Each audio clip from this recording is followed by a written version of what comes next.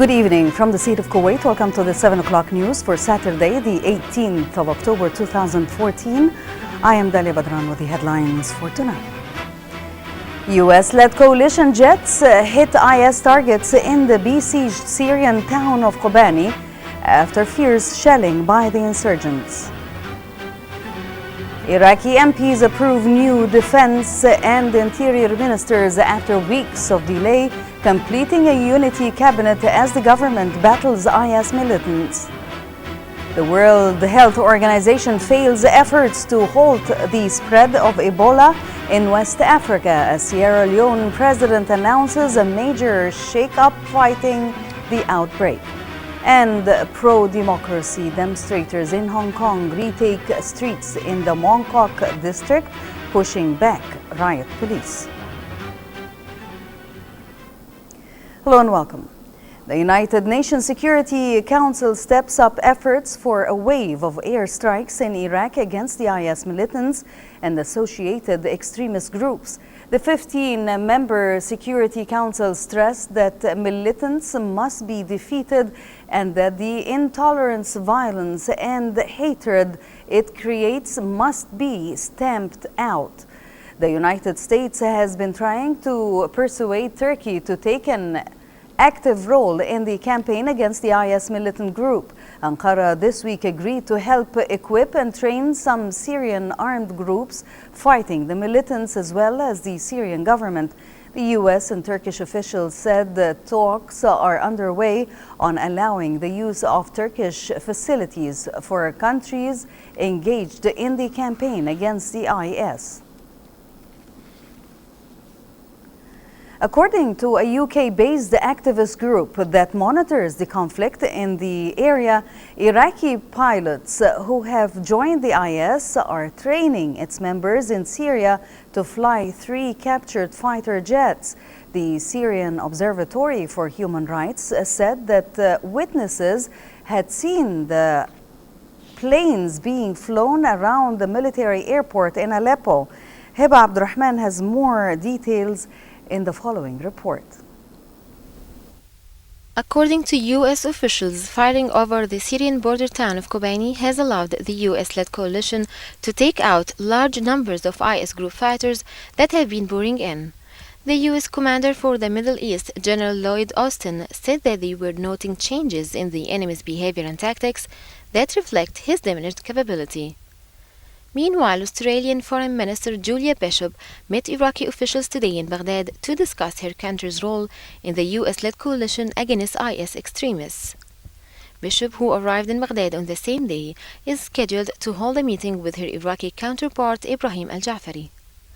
Earlier, Australia's Prime Minister said that his country's special forces had not been able to enter Iraq yet because the Baghdad government had not provided the necessary legal guarantees. Prime Minister Tony Abbott said that he wanted the same guarantee from prosecution under Iraqi law for the 200 Australian Special Operations troops as American troops already had in Iraq. These soldiers are being sent to advise and assist Iraqi security forces. They were deployed a month ago to the United Arab Emirates at the request of the United States. This comes as several explosions sent plumes of smoke high into the sky over Kobani in Syria today, as Kurdish fighters and militants from IS group battled for control of the border town. Perched on Turkey's border, the city of about 60,000 has been besieged for weeks by IS fighters. Kobani is now a ghost town. The UN estimates that fewer than 700 of its residents remain as its people flee to safety in Turkey.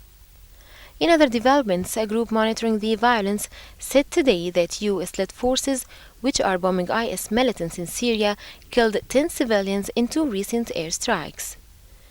The Syrian Observatory for Human Rights said that 7 civilians were killed when an airstrike hit a gas plant near the town of Al-Khasham in the eastern Deir ez-Zor province on Friday, and 3 civilians were killed in an airstrike on Thursday night in the northeastern province of Al-Hasaka. Iraq's parliament has approved new defense and interior ministers, completing the new Iraqi government after weeks of delay. Mohammed Salim al-Ghadban was appointed interior minister, while Khalid al-Abaidi was confirmed as defense minister. It comes as Iraq's military seeks to tackle IS militants who have seized large parts of the country. Meanwhile, Australian Foreign Minister Julie Bishop said Australia will not be sending ground troops to Iraq. Bishop was speaking at a news conference with her Iraqi counterpart during a visit to Baghdad. Also today, residents of Baghdad's Karada neighborhood were assessing the damage caused by a car bomb last night. Police said the car bomb went off near liquor stores in the central area of the Iraqi capital, killing 7 people and wounding 13 others. Palestinian President Mahmoud Abbas vows to keep peace in Gaza this year and the next. However, Hamas in Gaza says that Israel's continuous attacks and violations in Jerusalem are threatening the ceasefire agreement, with Israel calling on all Muslims to resist and defend Al-Aqsa Mosque. Majd Al-Wahidi has this report from Gaza. To prevent any exchange of fire in Gaza this year and the next, in order to encourage donors to support the rebuilding of Gaza. President Abbas also explained that the crossings in and out of Gaza will be under PA control, and that the PA is currently following up with the United Nations to ascertain the mechanism of their operations. Palestinian President Mahmoud Abbas' statement with regard to the conflict with Israel is not new. The President has repeatedly said that peace negotiations is a strategic choice to the Palestinian people, and the Palestinian people are not interested in initiating wars with Israel. And the Palestinian leader Mahmoud Abbas is convinced that the only way to deal with Israel is through legal and diplomatic means, by going to the UN and its agencies to put pressure on Israel to end its occupation of Palestinian territories. But for Hamas in Gaza, fighting Israel is on the agenda. They say that Israel's ongoing raids and attacks on Al-Aqsa Mosque would cause a volcanic explosion in the area. During a march in Gaza, a senior Hamas leader said that a dangerous level of Judaization is taking place in Jerusalem, calling on Gazans and all Muslims to resist and defend their homeland. The Israeli occupation wants to destroy Al-Aqsa Mosque and transform it into a place for Jews. But we believe in resisting the occupation and its brutal violations. They are our human rights, and we should not stay silent. On August 26th, Hamas and Israel agreed on a ceasefire that ended 7 weeks of bloody fighting. Today, senior officials say the talks on cementing the ceasefire agreement will resume in Cairo later this month. However, it seems that the Palestinian future is highly cloudy and full of serious challenges. If you asked anyone here about the ceasefire agreement, they would tell you that despite the current calm, there is still a sense of fear and insecurity. For them, the scars of the conflict will remain as long as there is a state of siege and occupation. Majd Al-Wahidi, Kuwait TV, Gaza. At least 16 people were killed in central Yemen today amid clashes between Houthi fighters and government forces. The clashes occurred in the town of Yarim in Eb province, where youth had earlier staged anti-Houthi protests calling for the armed fighters to leave the city of Hodaydah. Houthi fighters were attacking the home of an Islah official, Ali Bdeir, which came after the Houthis were ambushed at dawn in Yarim and 4 Houthis were killed. Today's fighting in Yarim came after around 20 killed in yesterday's fighting between tribesmen and Houthi rebels on the outskirts and in the city of Eb, 150 kilometers south of Sana'a. At least 18 people were killed on Friday in heavy fighting between the Libyan National Army led by renegade General Khalifa Haftar and militant fighters in the country's eastern city of Benghazi. Some of the heaviest clashes were taking place around Benghazi University, where fighters were repeatedly holed up. Benghazi Medical Center said the dead were mostly soldiers and civilians fighting alongside the army in the central district of a Majuri. Now Benghazi youth are pointing guns against each other in a struggle where neither side appears able to deal a decisive blow. The death toll from days of fighting stood at 49, including 19 bodies, most of them civilians, brought yesterday to a Benghazi hospital.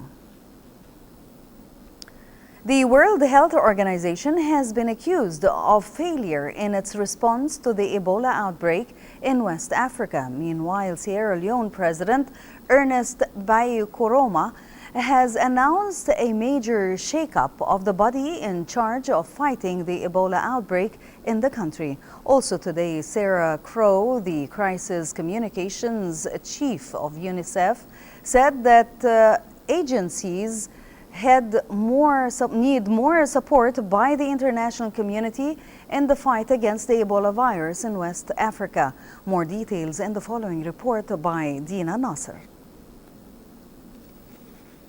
The sense of chaos was highlighted when the World Health Organization accepted there was widespread failure to recognize the risks of the Ebola disease in the fragile states of Guinea, Liberia, and Sierra Leone. The World Health Organization said that nearly everyone involved in the outbreak response failed to see some fairly plain writing on the wall, adding that experts should have realized that the conventional way of containing an Ebola outbreak would not work in a region with porous borders and a broken health system. The warnings came after the UN Secretary-General Ban Ki-moon chided the international community because only $100 million had been paid into his $1 billion trust fund to fight Ebola. A further $20 million has been pledged but not received.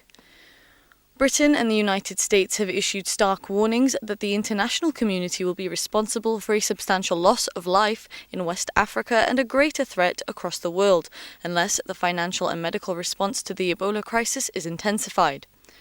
As the World Health Organization admitted mishandling the earlier stages of the Ebola outbreak in West Africa, U.S. Secretary of State John Kerry said a failure to respond could turn Ebola into a scourge like HIV or polio.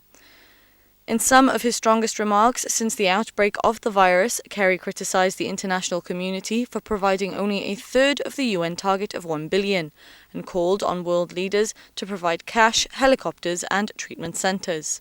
Earlier today, the Obama administration moved to step up the U.S. response to the disease, naming Ron Klain, a former chief of staff to U.S. Vice President Joe Biden, as the administration's point man on Ebola. However, the White House said he would serve as Ebola response coordinator, suggesting his key role would be to synchronize the actions of many government agencies in combating the disease. For his part, Prime Minister David Cameron wrote to the European Council President Herman Van Rompuy to call on EU leaders to agree at a summit next week to donate an extra €790 million and to dispatch 2,000 European clinicians and workers to the region within a month. In addition to the financial aid, Cameron wants EU leaders to agree to increase coordination of screening at European ports and to improve coordination of flights to West Africa to fly frontline health staff to the region. Meanwhile, the crisis communications chief of UNICEF, Sarah Crow, said that the aid agencies need more support by the international community in the fight against the Ebola virus, warning that the number of orphans in the worst-hit countries is still rising. In the worst affected countries of Liberia, Guinea and Sierra Leone, the Ebola virus has now killed 4,546 people, with cases of infection reaching over 9,000. In the Democratic Republic of Congo, militants have killed at least 20 people, mostly women and children, in the second massacre in 2 days near the Congolese town of Beni. According to reports, the victims had been killed with guns, machetes, and axes. A local rights group said the killers had come from neighboring Uganda. However, a local official could not confirm the allegations. The UN mission in the country has been repeatedly criticized for failing to protect civilians. Pro-democracy demonstrators, around 9,000 protesters in Hong Kong, have retaken streets in the Mong Kok district for weeks, just hours after they were cleared by the authorities, and at least 26 people have been arrested. The movement and students are due to hold talks on Tuesday to address the protesters' anger at China's curbs on who can stand in the next leadership election in 2017. Hong Kong Chief Secretary Carrie Lam said both sides would send 5 representatives to the negotiations. Earlier this week, the government called off planned talks, saying they were impossible, while the occupation of city streets continued. Hong Kong leader said on Thursday that he was ready for dialogue, but China would not retract its decision to vet candidates for the 2017 elections. Hurricane Gonzalo roared through Bermuda, cutting power to most of its inhabitants, threatening floods. Emergency services are waiting for daybreak to assess the full damage wreaked by the second powerful storm to strike the island in less than a week. Strong winds and heavy surf continued after the eye of the hurricane moved north into the Atlantic, and tidal surges are still possible. Just days ago, Tropical Storm Faye damaged homes and knocked down streets and power lines on the island. 1 person died in the Dutch territory of Saint Martin after Gonzalo passed over the Caribbean. The storm is being compared to Hurricane Fabian in 2003, the most powerful storm to hit the territory in 50 years.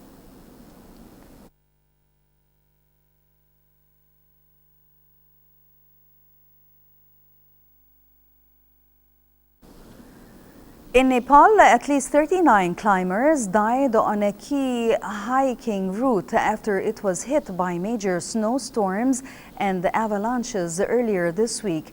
Nepalese, Israeli, Canadian, Indian, Slovak, and Polish trekkers are among the dead. Helicopters are helping rescuers high in the Himalayas as they search on for missing trekkers. A total of 289 people have been rescued from the mountain ranges in what is Nepal's worst ever trekking disaster.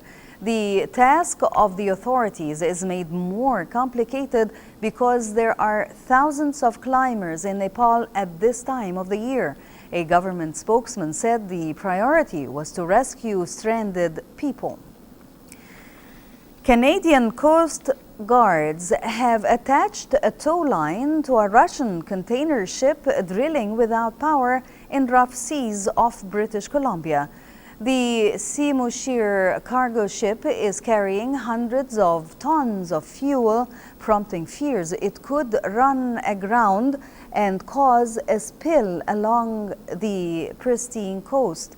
Bad weather is expected, and government officials said preparations are being made in the event of a fuel spill. The ship, with a crew of 11, lost power early on Friday morning as it made its way from the U.S. state of Washington to Russia.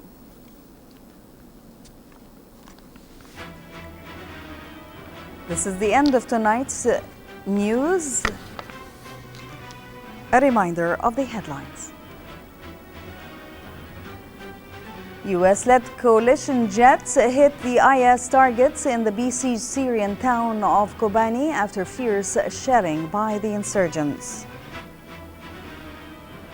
Iraqi MPs approve new defense and interior ministers after weeks of delay completing the unity cabinet as the government battles IS militants. The World Health Organization fails efforts to halt the spread of Ebola in West Africa as Sierra Leone president announces a major shakeup fighting the outbreak. Pro-democracy demonstrators in Hong Kong retake streets in the Mong Kok district, pushing back riot police.